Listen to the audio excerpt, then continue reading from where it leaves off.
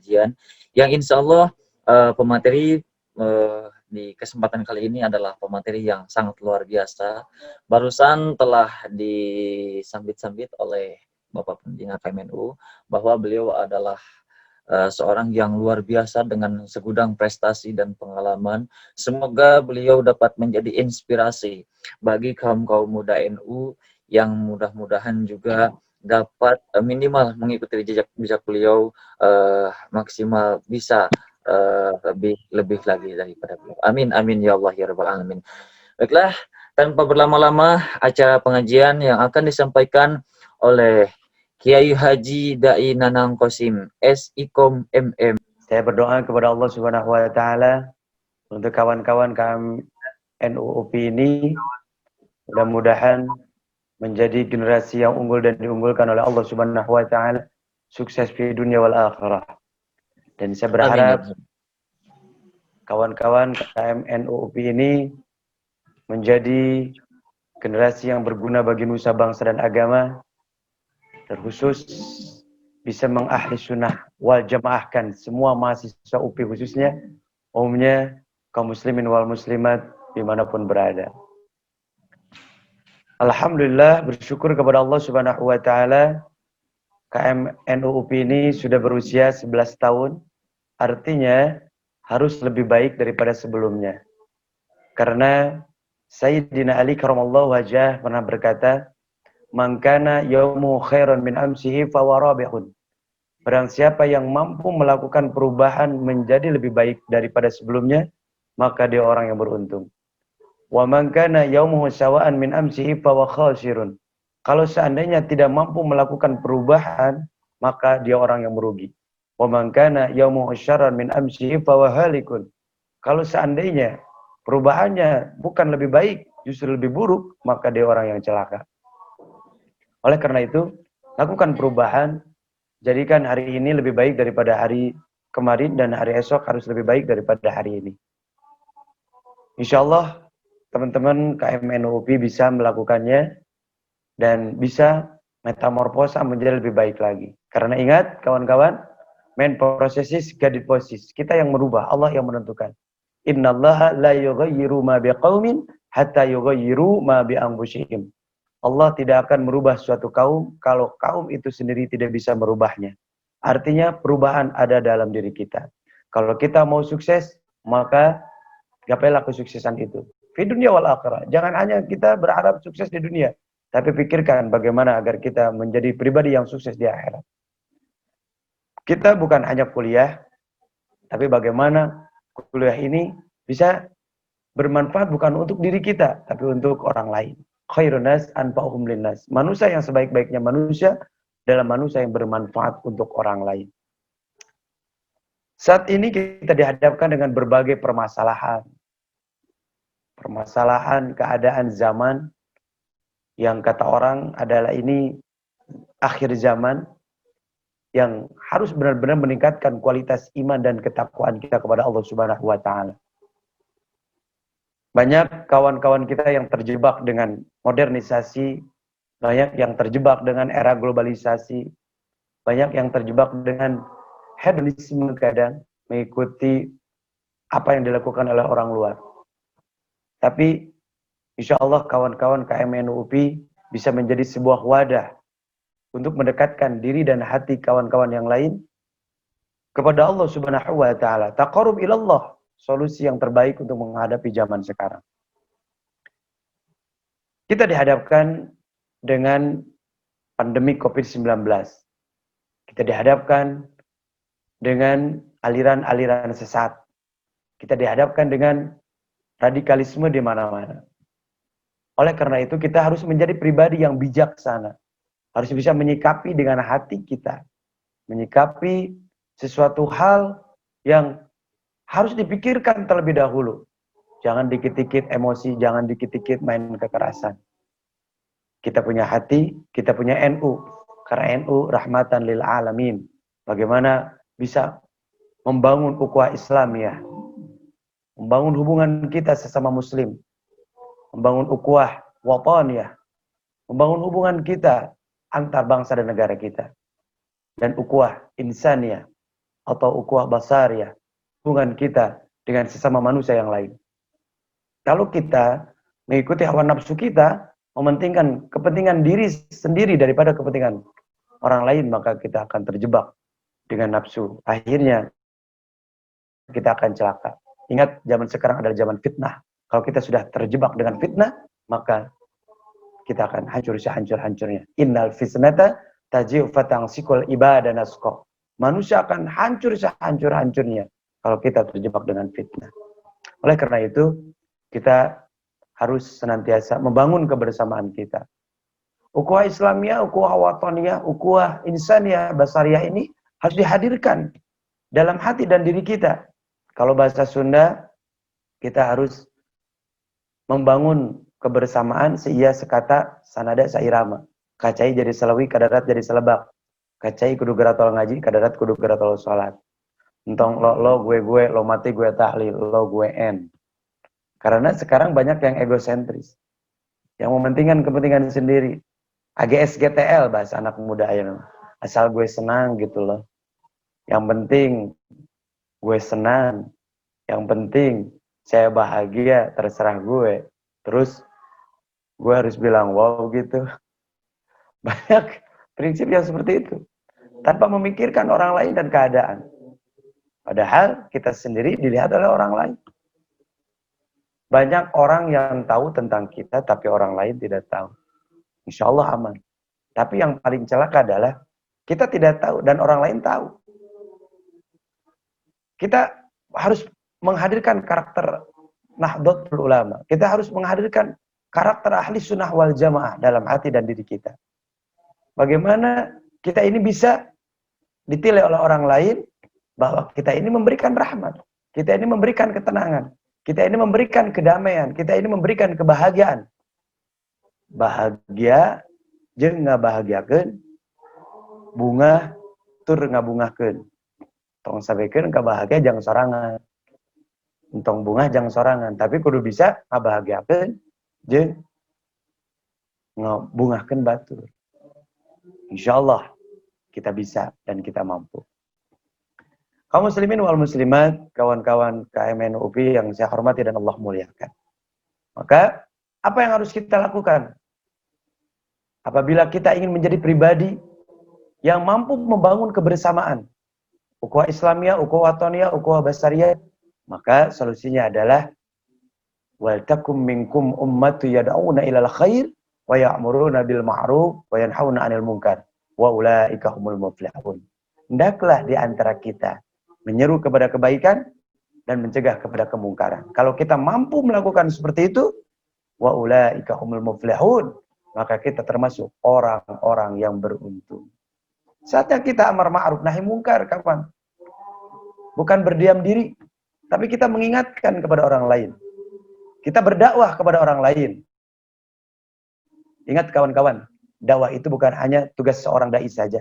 Dakwah itu bukan hanya tugas seorang ustadz saja. Tapi dakwah adalah tugas kita semua. Hukumnya wajib menyampaikan kebaikan dan mencegah kepada kemungkaran. Dakwah bil lisan dengan retorika. Dakwah bil af'al dengan pekerjaan. Dakwah dengan seni dan lain sebagainya. Berdakwahlah dimanapun kita berada, kemanapun kita pergi, apapun yang kita lakukan, kepada siapapun. Maka setiap apa yang kita sampaikan harus bernilai dakwah. Dakwah itu mengajak bukan mengejek. Dakwah itu merangkul bukan memukul. Dakwah itu mengingatkan bukan kekerasan. Dakwah itu menyejukkan, mendamaikan, dan membahagiakan.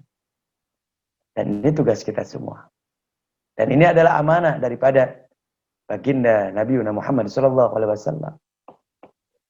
Baliku anni walau ayat. Dan lain sebagainya. Ikhwan akhwat kaum muslimin wal muslimat rahimakumullah. Tugas amar ma'ruf nahi mungkar di zaman sekarang ini harus kita realisasikan. Apalagi banyak kawan-kawan kita yang terjebak.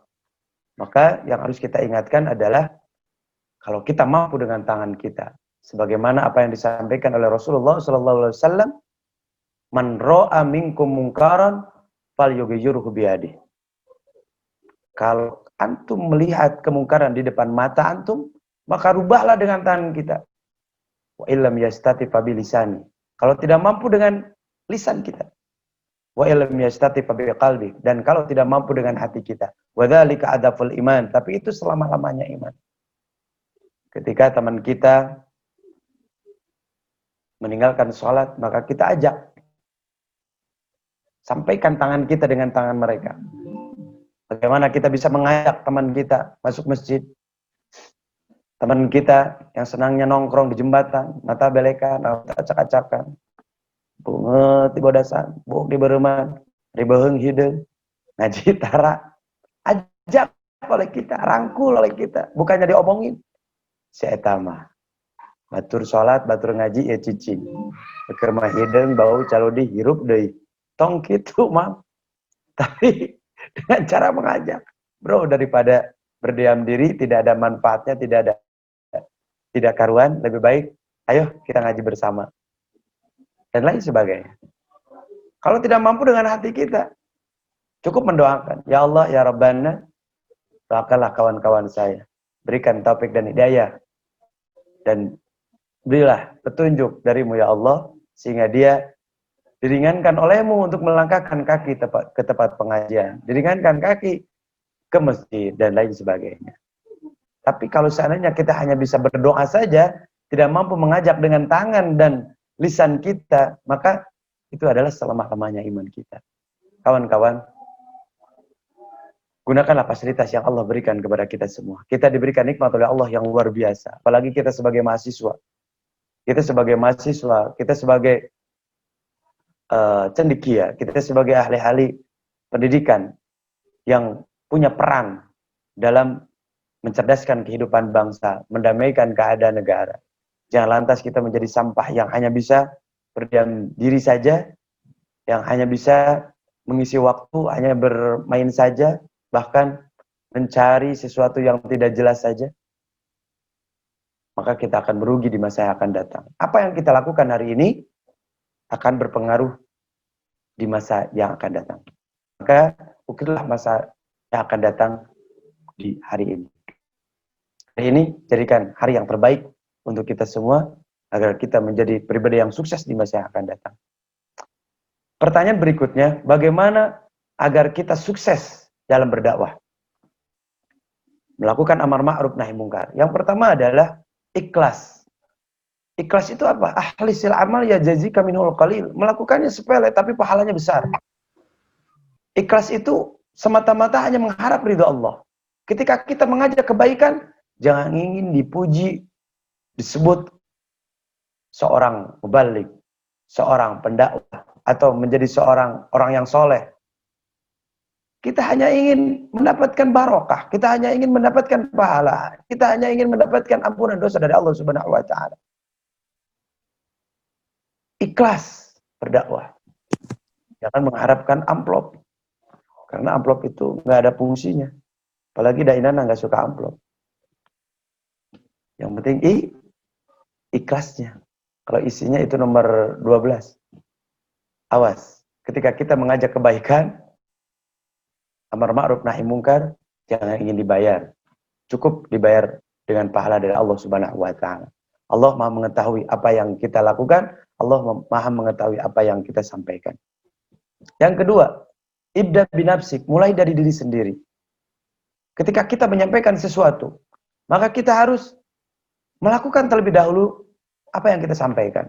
Kalau kita berbicara tentang jujur, ya kita harus berbicara yang sebenarnya.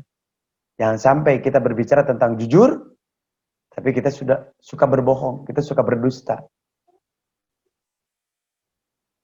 Efek dari ketika kita menyampaikan sesuatu, tapi kita tidak pernah melakukannya, maka kita tidak akan dipercaya. Maka mulai dari diri sendiri. Ingat, Allah Subhanahu wa Ta'ala berfirman, kabura maqtan indallah. Allah akan mengajab, Allah akan mengutuk, Allah akan kecewa kepada orang-orang yang menyampaikan tapi dirinya belum melakukan. Yang ketiga, setelah ikhlas, setelah ibda binafsik, mulai dari diri sendiri, maka amalkan apa yang kita sampaikan. Tidak ada perkataan yang berhikmah kecuali perkataan itu menjadi ilmu. Dan tidak ada ilmu yang bermanfaat kecuali ilmu itu diamalkan. Banyak orang menyampaikan retorika, banyak orang menyampaikan dakwah, banyak orang yang menyampaikan amar ma'ruf, tapi hanya sekedar menyampaikan saja, tidak mengamalkannya. Ingat, takwa itu bukan hanya melaksanakan perintah Allah dan menjauhi apa yang dilarang oleh Allah saja. Tapi takwa itu adalah perpaduan antara ilmu, amal, dan istiqomah. At-taqwa istima'il ilmi wal amal wal istiqomah. Memperbanyak ilmu sehingga dia tahu mana yang hak dan mana yang batil, mana yang haram dan mana yang halal. Tapi tidak sekedar tahu saja. Karena harus disempurnakan dengan apa? Dengan amal. Khairunas, sebaik-baiknya manusia, mampala umruh, panjang umurnya, wa hasuna amaluhu, baik dan banyak amalnya. Wasyarunas, orang yang celaka di antara orang yang celaka, mampala umruh, panjang umurnya, wa sa'amaluhu, sedikit amalnya. Maka ilmu yang banyak, agar kita menjadi manusia yang beruntung, amalkan. Tapi amal tidak bisa sempurna kalau tidak istiqomah.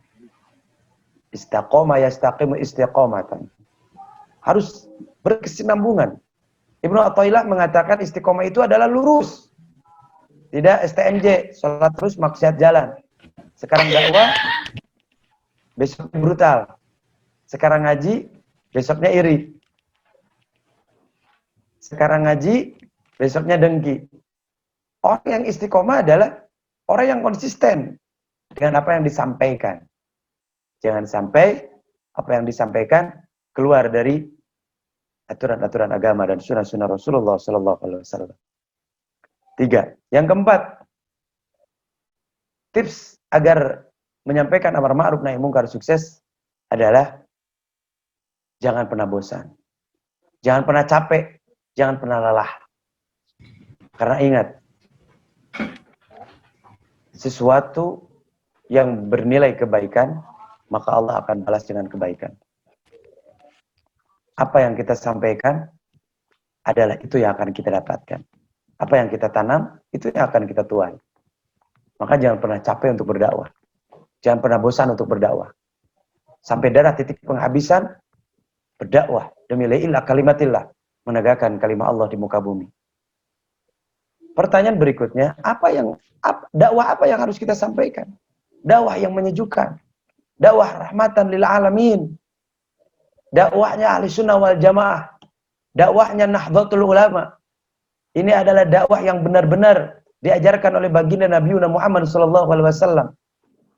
Yang benar-benar menjadikan orang itu bukan hanya diingatkan, tapi diajak. Bukan hanya didakwahi, tapi bagaimana menjadi keluarga. Seperti halnya KMNU UPI ya. Alhamdulillah, berkah dakwah, alhamdulillah menjadi sebuah keluarga. Berkah NU, alhamdulillah menjadi sebuah keluarga. Mudah-mudahan kita menjadi keluarga fi dunia wal akhirah. Bukan hanya menjadi keluarga di KMNU, tapi menjadi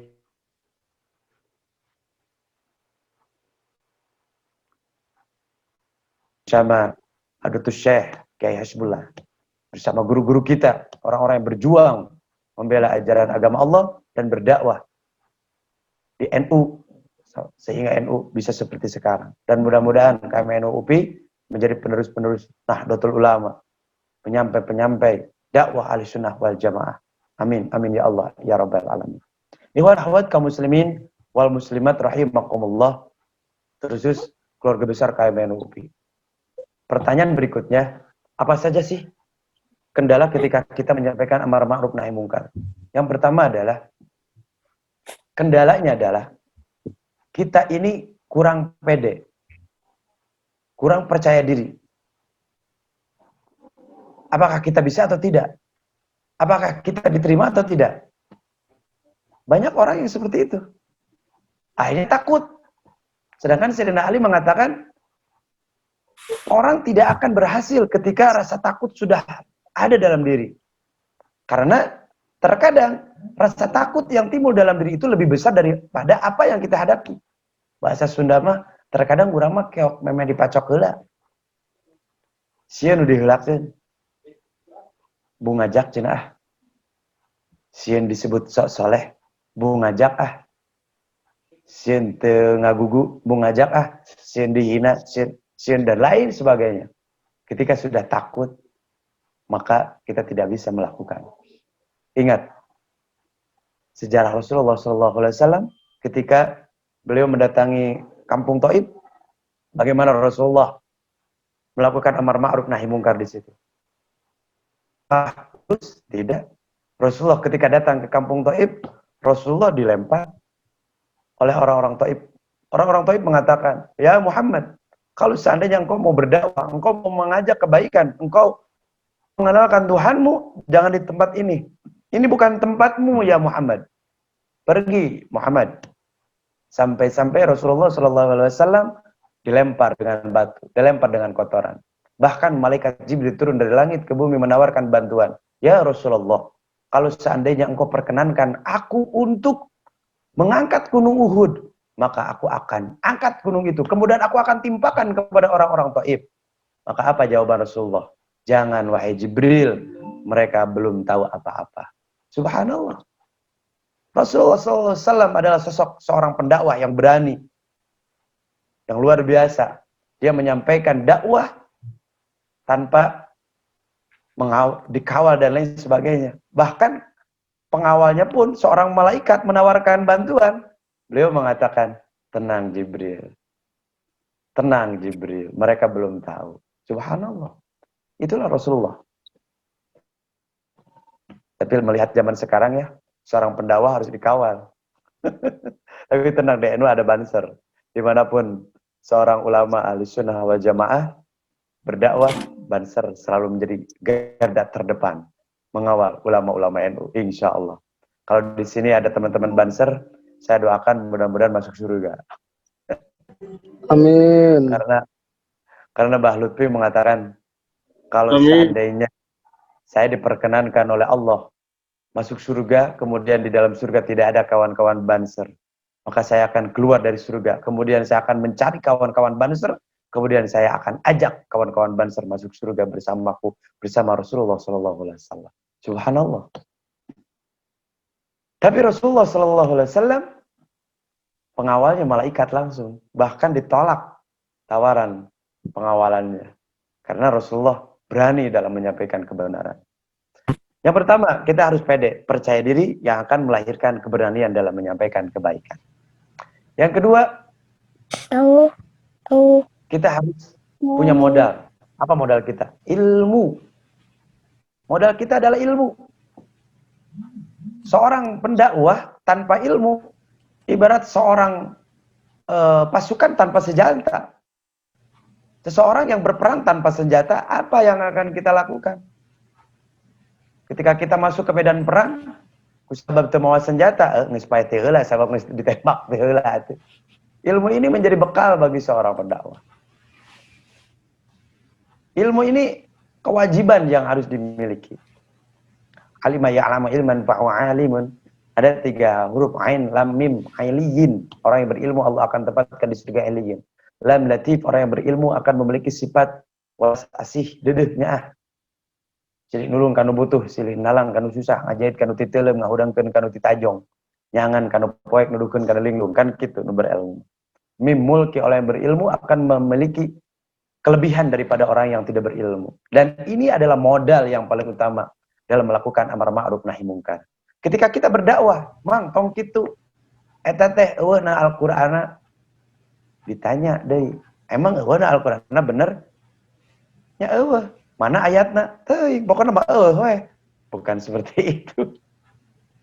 Ketika kita mengajak kebaikan, mang ayo salat, cek Nabi oge kudu salat, mana hadisna? Ketika kita tidak mampu menjawab, maka kita tidak akan dipercaya. Makanya kita harus memiliki modal yang utama adalah ilmu. Bagaimana caranya mencari ilmu? Berkumpullah bersama teman-teman KMNU. Berkumpullah bersama guru-guru kita di NU. Insya Allah kita berbagi di sana. Apalagi di PCNU Kota Bandung, kita mengkaji ilmu setiap Sabtu pagi bersama guru-guru kita, bersama para muassis, bersama syuriah, rais dan lain sebagainya. Alhamdulillah, setiap hari kita mendapatkan ilmu di NU. Dan ini menjadi bekal buat kita dalam menyampaikan amar ma'ruf nahi mungkar. Orang yang tidak berilmu celaka dalam berdakwah. Ikhwan akhwat kaum muslimin wal muslimat rahimakumullah. Dan ilmu pun ini akan menjadi cahaya. Cahaya dalam diri kita, cahaya dalam lisan kita. Karena ilmu ini akan menjadi penerang bagi seseorang yang ingin menyampaikan kebaikan. Dan ilmu ini akan mengangkat harkat derajat kita di hadapan orang-orang yang diajak kebaikan. Dan ini jelas Allah berfirman, yarfa'illahu alladziina aamanu minkum walladzina utul ilma darajat. Allah akan mengangkat harkat derajat orang yang beriman di antara kamu dan orang yang berilmu. Bayangkan, iman dan ilmu Allah sejajarkan. Orang tidak akan beriman dengan kuat tanpa adanya ilmu. Dan insya Allah, ilmu itu akan membawa kewibawaan dalam diri kita. Saya pernah satu bis dengan pendeta. Ketika itu, bis mau jalan, saya katakan Bismillahirrahmanirrahim. Pendeta menjawab, maaf Pak, ini bukan Bismillah, tapi bis kota. Oh, cek saya. Ya, ngajak keri pendeta. Akhirnya bis itu masuk ke Jakarta, dan di Jakarta ternyata sedang hujan besar dan ada halilintar. Si pendeta ngomong, haleluya. Kata saya, itu bukan haleluya Pak, tapi halilintar. Satu sama. Ini berkah ilmu. Dengan ilmu kita bisa saling apa ya? Kita saling bisa menjaga. Kita tidak memperlihatkan kebodohan kita. Karena barokah ilmu insya Allah. Mau katingali bodoh nanti mang. Walaupun kita tidak hafal. Seperti halnya saya pernah tidak tahu dengan kata-kata anak gaul. Ketika saya membeli peci yang dagangnya anak gaul. Sabaraha ya mang? Ceban. Saya teh apa ceban sabaraha? Nggak sih cek saya teh. Tong ceban lah, nggak sih ningnong. Pan bingungan eta budak gaul. Naon cenah ningnong ka karangadenge? Akhirnya manehna nanya, ningnong naon Kang? Sama ka karangadenge? Kalah ada ceban sabaraha. Ceban mah 10.000 Kang. Ayo ningnong 5.000 kan. Jadi tungtung nama teleh keleng. Oke cenah. Akhirnya alhamdulillah kopea teh anger ceban. Dan dagang anak gaul. Ikhwan akhwat kaum muslimin wal muslimat, sedangkan kalau kita seorang pendakwah tanpa membawa ilmu, geus moal ditingali mah, geus moal dihargaan boro-boro dihargaan dipercaya ge moal. Insyaallah kawan-kawan KMNU yang sedang menuntut ilmu, mudah-mudahan ilmunya semakin banyak, berhikmah dan bermanfaat. Apalagi teman-teman mahasiswa ini mengkaji ilmu pengetahuan ya. Dengan ilmu pengetahuan, insyaallah kita tidak akan lumpuh. Tapi ingat, ilmu pengetahuan harus dibarengi dengan ilmu agama, biar tidak buta. Bahasa pun Bapak, ilmu dunia teang, ilmu agama sorang. Jadi tong berat sabelah. Dan nu berat sabelah mah bahaya. Kan aya nu berat sabelah, jalan-jalan ke Jakarta dagang peuyeum, mah santren wae saya eta mah. Tapi papisan ulin ke Jakarta teh apal bahasa Indonesia. Dagang peuyeum marehna teh cek orang Jakarta. Bang Tape, sini Bang Tape. Cek eta santri kumaha? Punten Mang, ieu mah sanes tempe peuyeum. Cek orang Jakarta, apa kamu bilang? Tadi bilang ieu di kilo. Cek orang Jakarta, dasar kamu gila tengah gula, ieu mah daun cau. Ah geus teu nyarambung. Walaupun kata Al-Qur'an, walaupun kata Alkitab, ilmu pengetahuan teh nyaho bahaya. Kamu teh gaul. Ilmu pengetahuan tanpa dibarengi dengan agama enggak akan sempurna. Sekolah we terus. Kuliah we terus. Surga teh apa? Suatu saat ikut ngaji, kata Ustadz, al-jannatu tahta aqdami min ummahatikum. Surga itu ada di telapak kaki ibu. Kita apalkan agama dengan surga dan suku indung.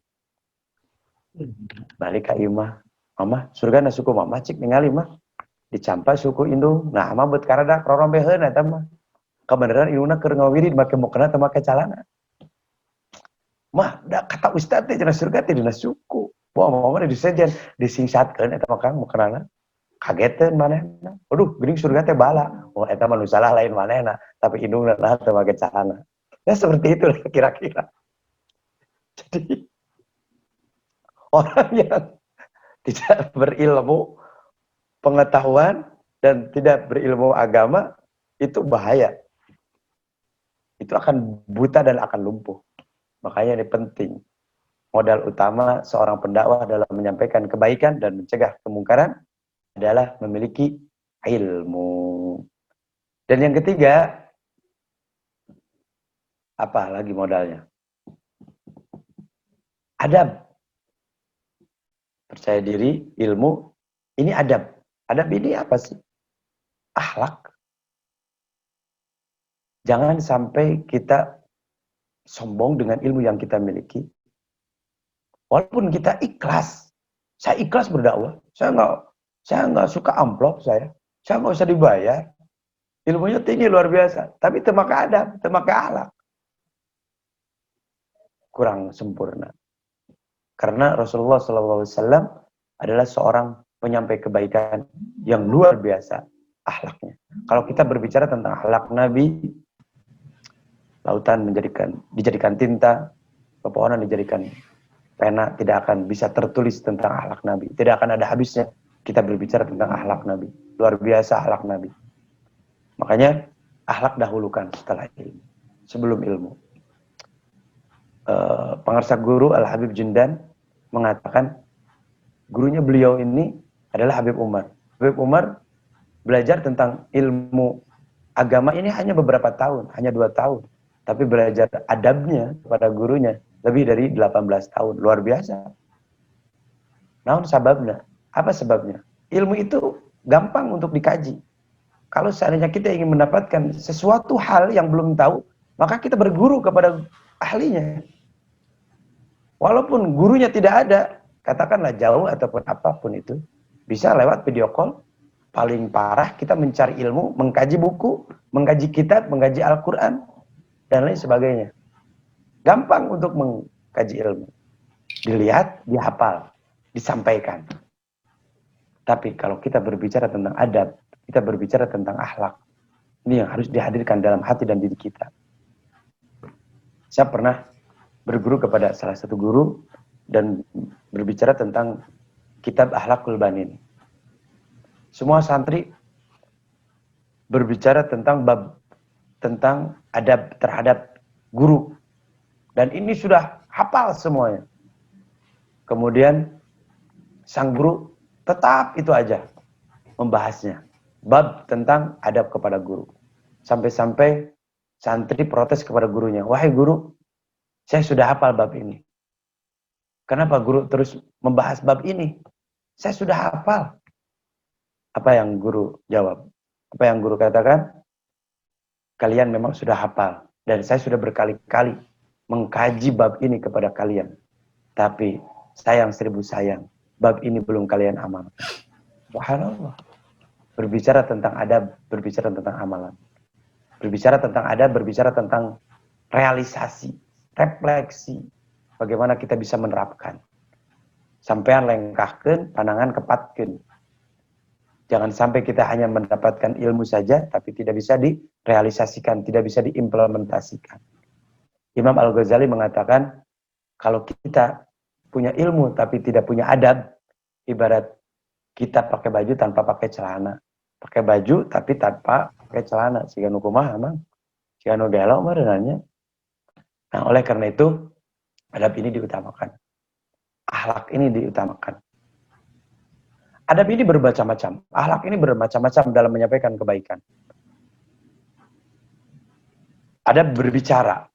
Adab berbicara. Berbicara harus pakai adab, harus santun.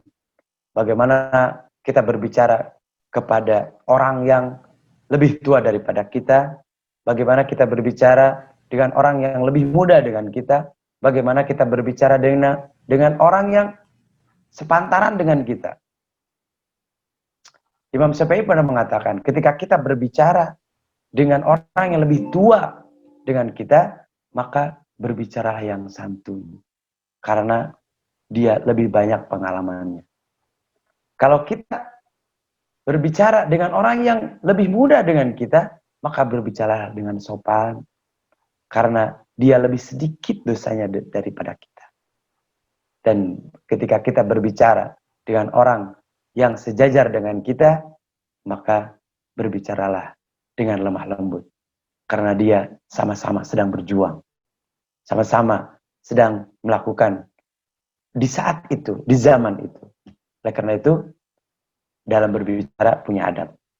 Kemudian, dalam berpakaian, seorang yang ingin dipercaya ketika kita menyampaikan kebaikan, ketika kita ingin mencegah kemungkaran, maka dalam berpakaiannya pun kita harus pakai adab. Contoh, seorang akhwat mengajak temannya untuk pakai kerudung, tapi orangnya tidak pakai kerudung. Atau kitanya tidak muslimah, apakah kita akan dipercaya? Tidak. Maka adab-adabannya adalah kita harus sopan dalam berpakaian. Ya seperti itulah. Berarti Kang Dai, kalau seandainya kita berbicara di hadapan anak-anak gaul, kita harus gaul juga.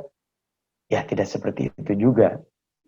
Kalau seandainya karakternya memang seperti itu, ya silakan seperti itu.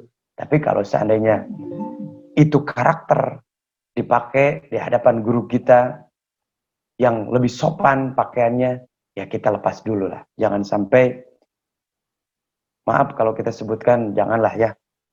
Kita pakai atribut gaul, tapi kita masuk ke dalam masjid, sholat dan lain sebagainya.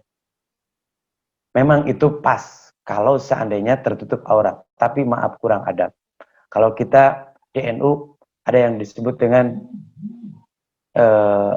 apa namanya, adab kepada guru kita, adab kepada sesepuh kita.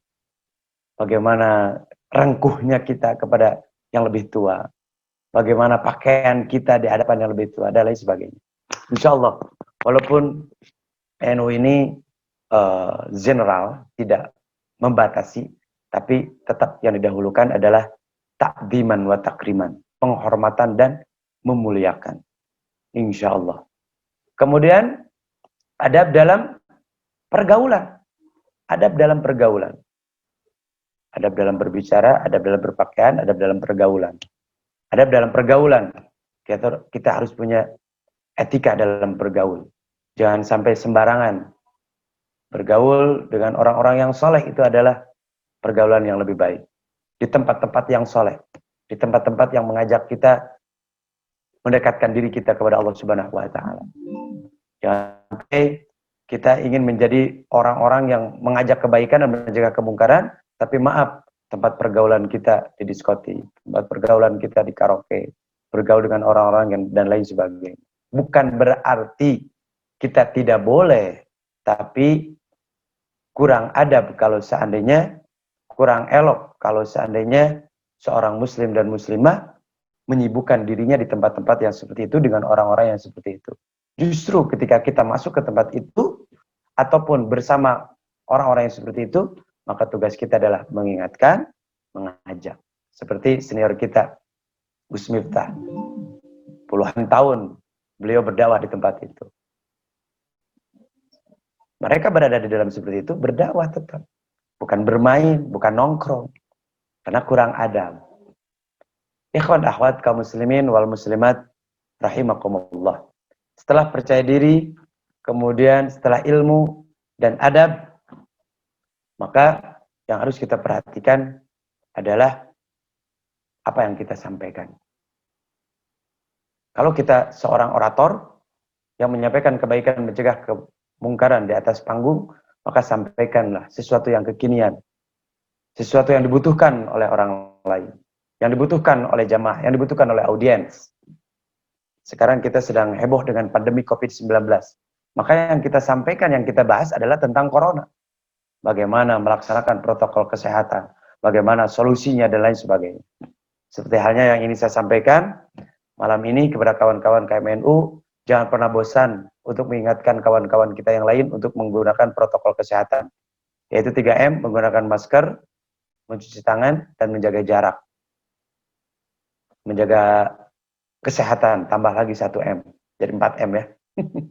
Menggunakan masker, mencuci tangan, menjaga jarak, dan menjaga kesehatan. Menggunakan masker, agar kita terhindar dari hebosan negara ini. Bukan hanya corona, tapi flu, influenza, lehuan, dan lain sebagainya. Insya Allah jauh kalau seandainya kita pakai corona. Pakai masker. Kalau saya tidak kebeli, ya pakailah kain lain. Dan lain sebagainya. Kemudian M yang kedua adalah mencuci tangan. Karena kita adalah muslim, maka jangan hanya mencuci tangan saja. Lebar lamun orang teu mencuci kaki. Lebar lamun orang teu mencuci rambut. Lebar lamun orang teu mencuci telinga. Artinya bukan hanya mencuci tangan tapi berwudulah agar bersih lahir dan bersih batin. Kemudian menjaga jarak. Menjaga jarak agar kita terhindar dari virus dan penyakit yang lainnya. Gak apa-apa menjaga jarak. Yang penting jangan menjaga perasaan. Dan yang keempat adalah M yang keempat, menjaga kesehatan. Jaga kesehatan batin. Dengan makan secukupnya, tidur secukupnya, makanan yang bergizi. Insya Allah. Ketika menjaga kesehatan, insya Allah kita akan terhindar dari virus dan penyakit. Saatnya kita jaga iman dan jaga imun. Iman kita perkuat, imun kita pertebal. Agar apa? Agar kita selamat dari virus corona dan penyakit-penyakit yang lainnya. Ada solusinya, yaitu dengan 4M juga. Yang pertama, membaca Al-Quran. Yang kedua, masuk masjid. Yang ketiga, memberikan sedekah. Yang keempat adalah menjauhi maksiat. Baca Al-Quran, karena Al-Quran adalah solusi dari setiap permasalahan. Obat hati penyejuk jiwa. Bukan hanya corona, tapi penyakit yang lain, permasalahan-permasalahan yang lain, insya Allah akan teratasi dengan membaca Al-Quran. Yang kedua, apa tadi? Masuk masjid, masuk madrasah. Masjid adalah tempat yang bersih, madrasah adalah tempat yang bagus. Tidak ada tempat yang paling bagus dan bersih kecuali dua tempat itu, yaitu masjid dan madrasah. Di mana ayat tempat anu dibuka sapatu jeung sendal. Samewah-mewah na imah. Walaupun eta imah make keramik anu miliaran, anger asup ka WC mah kudu make sendal. Asup kamar oge kadang make sendal. Tapi kalau masuk masjid, masuk madrasah, walaupun bukan keramik, tetap sendal jeung sepatu kudu dilepas. Yang ketiga apa? Memberikan sedekah, karena sedekah tanpa bala mencegah kita dari balai dan penyakit. Dan yang keempat adalah menjauhi maksiat. 4M, menggunakan masker, mencuci tangan, menjaga jarak, menjaga kesehatan. Solusinya 4M, membaca Al-Quran, memasuki masjid dan madrasah, memberikan sedekah, dan menjauhi maksiat. Insya Allah kita bisa menghadapi zaman yang dihadapkan dengan pandemik seperti ini. Amin. Amin ya Allah. Ya Rabbal Alamin. Jangan pernah bosan untuk amar ma'ruf nahi mungkar. Insya Allah kita bisa. Pasti kita bisa. Niat ibadah karena Allah. Insya Allah Allah akan permudah apa yang kita niatkan. Yang mau berbagi dengan ini waktu beberapa menit lagi ya. Insya Allah. Silakan.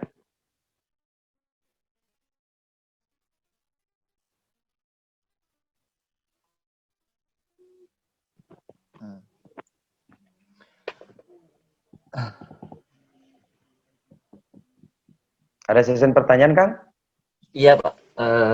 Sebelumnya saya terima kasih terlebih dahulu kepada yang terhormat Bapak Kiai Haji Dai Nanang Qasim SIKOM MM yang telah menyampaikan pemateriannya pada kesempatan kali ini. Selanjutnya mari kita buka acara sesi tanya jawab. Ya. Silakan kepada para hadirin yang mempunyai rasa penasaran dan haus akan ilmu, bisa langsung di open mic dan juga open kamera ya. Bisa langsung menanyakan kepada Pak Kiai Haji langsung. Namun sebelumnya untuk sesi kali ini berhubung waktunya dibatasi, jadi kami tampung terlebih dahulu 3 pertanyaan telah. Jika waktu masih ada, maka kuota pertanyaan akan kami tambah seperti itu. Silakan para hadirin, apabila mempunyai pertanyaan, bisa langsung open mic dan juga open kamera. Langsung diajukan kepada pemateri yaitu Kiai Haji Dai Nanang Qasim SIKOM MM. Terima kasih, silakan. Apakah ada para hadirin pertanyaan? Oh iya ya, kalau misalkan jangan jangan malu-malu gitu, jangan malu-malu kucing. Ada peribahasa yang mengatakan malu bertanya sesat di jalan. Jadi kalau misalkan ada yang kurang paham ataupun apa yang mengganjal dalam ingatan sesuai dengan pepatah dari Kiai Haji Dai Nanang Qasim tadi, jangan menahan perasaan. Ya, ungkapkan saja kehausan ilmu kita, kepenasaran tentang ilmu pengetahuan khususnya dalam agama, diluapkan saja, ditanyakan saja. Lebih baik bertanya daripada kita sesat di jalan. Ingat, jangan menahan rasa. Jangan menahan. Ya, silakan para hadirin sekalian. Jika ada yang penasaran atau ada yang ingin tanyakan, bisa langsung saja open kamera dan juga open mic.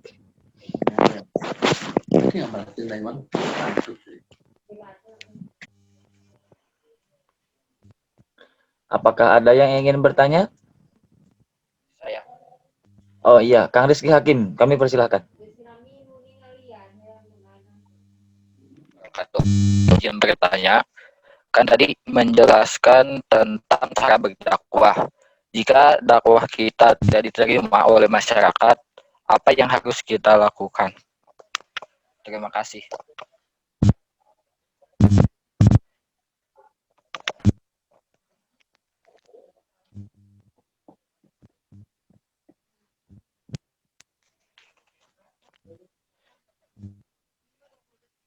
Oke, langsung dijawab atau ditampung dulu?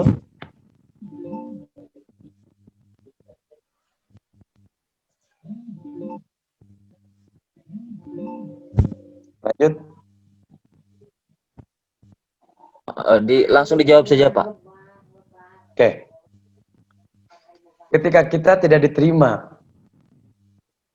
kita teringat dengan sejarah yang tadi bahwa Rasulullah masuk ke kampung Taib, Rasulullah ditolak mentah-mentah. Lalu apa yang dilakukan oleh Rasulullah? Tiada lain dan tidak bukan adalah sabar. Sabar itu menurut bahasa Sunda ngawayahnakeun, wayahna lamun orang berhadapan dengan orang-orang yang belum tahu, ya seperti itu. Karena tugas seseorang ketika mengajak kebaikan dan mencegah kepada kemungkaran atau berdakwah adalah memberitahu kepada orang yang belum tahu, mengingatkan kepada orang yang salah. Maka wajar ketika kita ditolak, hanya sabar sebagai solusinya. Innallaha ma'as-sabirin, sesungguhnya Allah bersama orang-orang yang sabar. Ya, seperti kita, ketika kita jatuh cinta kepada orang yang kita cintai, kemudian kita ditolak. Pertanyaannya, apakah sabar itu hanya berdiam? Tidak. Ketika kita ditolak oleh seseorang yang kita cintai, maka kita harus berubah. Berubah diri kita.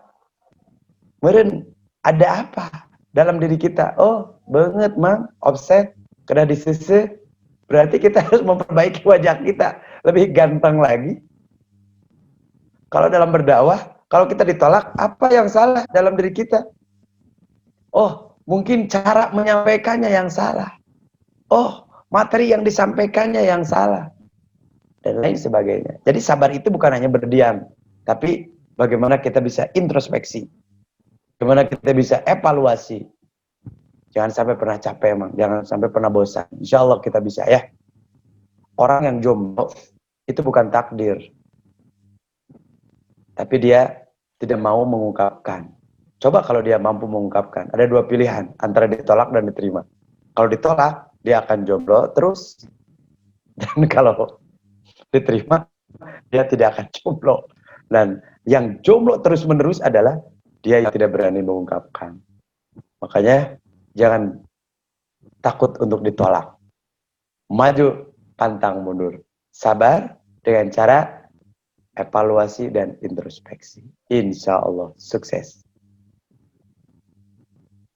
Ada lagi? Terima kasih jawabannya. Kang Rizky sudah merasa puas, Kang Rizky?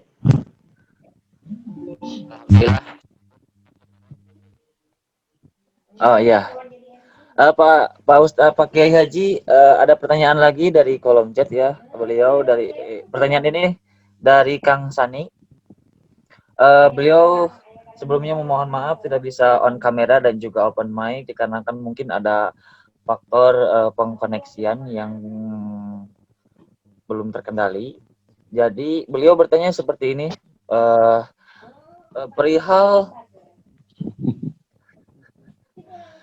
baru sudah ya, bukan perkoneksiannya. Mohon maaf. Perihal Faktor amar pulsa. ma'ruf dan nahi mungkar, perihal amar ma'ruf dan nahi mungkar apabila kita melawan pemerintah yang melenceng. Apakah hal demikian disebutkan amar ma'ruf nahi mungkar? Seperti itu Pak Kiai. Oke. Ketika kita menyampaikan amar ma'ruf nahi mungkar kepada siapapun itu, kepada orang-orang yang keluar dari agama, orang-orang yang melawan agama, orang-orang yang keluar dari pemerintahan atau yang melawan pemerintah. Dan ini harus disampaikan oleh kita. Kita ini mengajak kepada orang-orang agar selamat di dalam agamanya. Maka ketika ada orang yang keluar dari agamanya, yang melenceng dari aturan agamanya, maka kita harus ingatkan. Kita harus buka kembali bagaimana Al-Quran mengajarkan, bagaimana hadis menyampaikan, bagaimana Rasulullah mendakwahkan. Begitupun ketika ada orang-orang yang tidak pro kepada pemerintah, kita harus ingatkan. Kemudian kita harus tanya, harus tabayun. Karena dalam Nahdlatul Ulama ini ada yang disebut dengan tabayun. Kalau bahasa teman-teman KMNU mungkin bisa klarifikasi. Kenapa seperti ada yang salah pemerintah? Apakah ada yang salah dengan caranya? Apakah ada dan lain sebagainya? Karena sekarang lagi musim, Kang. Orang-orang yang bisanya menjelek-jelekan pemerintah, orang-orang yang bisa menjalankan yang menyalahkan pemerintah. Padahal kalau mereka menjadi pemain, mereka menjadi seorang pemerintah, apakah semudah apa yang mereka pikirkan? Tidak, kan? Saya berbicara dengan orang-orang yang menjalankan kepemerintahan, baik tingkat kabupaten, provinsi ataupun pusat. Rakyat itu kadang kalau sudah menyalahkan, bebeakan nyalahkan. Padahal marana mata apa di jero nasi kakumaha. Terkadang seperti itu. Maka apa yang harus kita lakukan adalah terus mengingatkan. Jangan banyak menyalahkan, cukup saja mendoakan. Karena bangsa yang baik bukan bangsa yang ingin diberi, tapi bangsa yang baik adalah bangsa yang memberi. Bangsa yang baik bukan hanya bisa menyalahkan, tapi bangsa yang baik adalah bisa mengarahkan dan mengingatkan. Insyaallah, dimanapun kita berada, kemanapun kita pergi, amar ma'ruf nahi mungkar kita lakukan. Sekalipun itu kepada orang-orang yang ingkar kepada pemerintahan. Apalagi sekarang banyak radikalisme, Kang. Makanya pemerintah sekarang mengeluarkan sertifikasi para mubalik. Ada orang yang berpikirannya sempit. Buat apa disertifikasi katanya? Yang namanya dakwah tinggal dakwah saja. Yang namanya menyampaikan Al-Quran, sampaikan saja. Maaf, pemerintah mengeluarkan kebijakan untuk sertifikasi, tidak lain dan tidak bukan agar berhati-hati.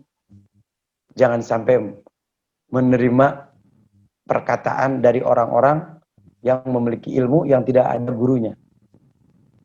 Sehingga banyak seseorang yang menyampaikan kebaikan, bagus yang disampaikan tentang kebaikan. Bagus yang disampaikan adalah amar ma'ruf nahi mungkar. Tapi sayang seribu sayang, statement yang dia sampaikan dibarengi dengan kekerasan, radikalisme, menjelek-jelekan dan lain sebagainya. Makanya pemerintah mengadakan sertifikasi agar hati-hati baik seorang mubalik ataupun yang mengundang mubalik dan lain sebagainya. Itu, Kang. Ya, ada lagi pertanyaan? Ada lagi, ya masih ada. Gimana sebelumnya saya mau tanya kepada Kang Sani, udah puas? Oh iya, udah. Terima kasih katanya dari kolom chat ya. Para hadirin sekalian, mohon maaf untuk pertanyaan kami tutup karena sudah memenuhi target yaitu 3 orang penanya ya. Saya yakin memang minat atau rasa penasaran dari para hadirin masih besar, namun mohon maaf sekali lagi berhubung waktu yang kami sediakan berbatas, jadi sekali lagi saya mohon maaf yang sebesar-besarnya. Pertanyaan yang terakhir Pak Ustadz, tadi kan dari Kang Sane itu mencakup ruang lingkup yang lebih besar. Kalau yang ini dari Teh Humaira, ruang lingkupnya relatif kecil. Pertanyaannya seperti ini.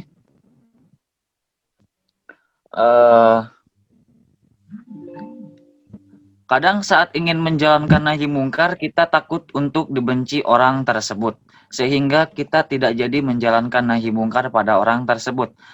Bagaimana agar kita mengatasi sikap takut untuk dibenci saat melakukan nahi mungkar? Ya, itulah resiko. Resiko seseorang yang ketika mengajak kebaikan. Saya teringat dengan kisah saya sendiri ya.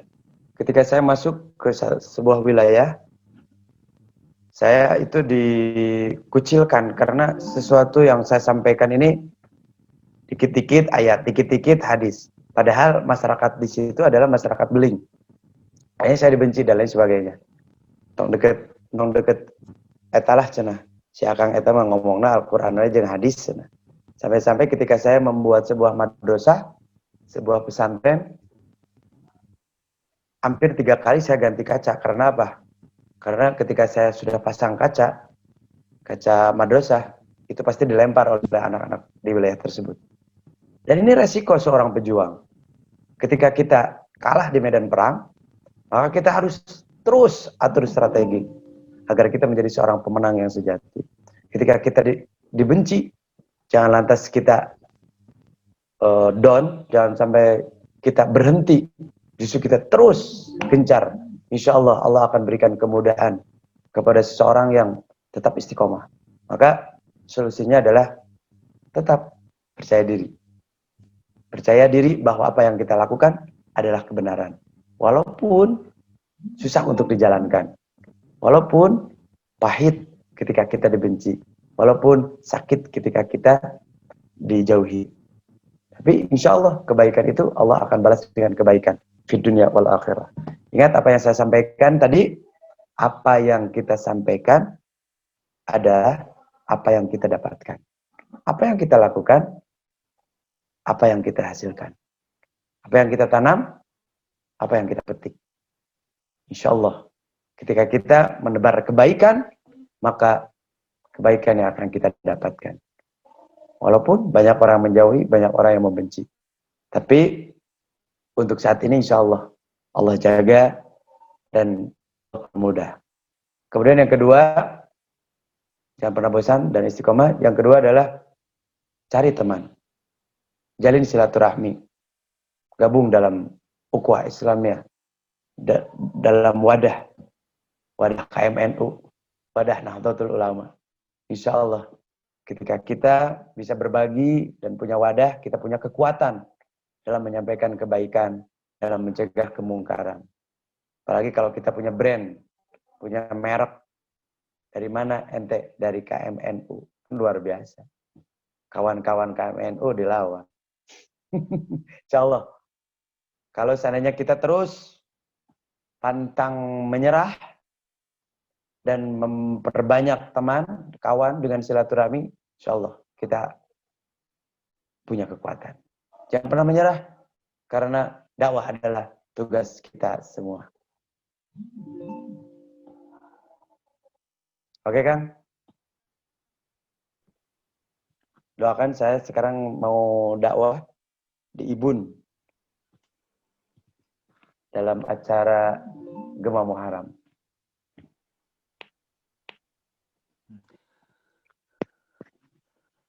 Terima kasih Pak Ustadz. Semoga acara dakwah Pak Ustadz berjalan dengan lancar sebagaimana yang telah direncanakan. Amin ya rabbal alamin. Amin ya Allah. Bagaimana Teh Humaira? Alhamdulillah Teh Humaira sudah mengungkapkan perasaannya ya. Sudah mengucapkan terima kasih dan juga itu menandakan bahwa beliau puas sekali dengan jawaban dari Pak Ustadz ya. Para hadirin sekalian, saya juga merasakan pada kesempatan kali ini memang masih banyak sekali yang terasa oleh hati saya itu orang-orang yang masih menahan rasa. Mohon maaf sekali lagi berhubungan dengan waktu yang terbatas, jadi kami hanya membatasi untuk 3 orang pendengar saja.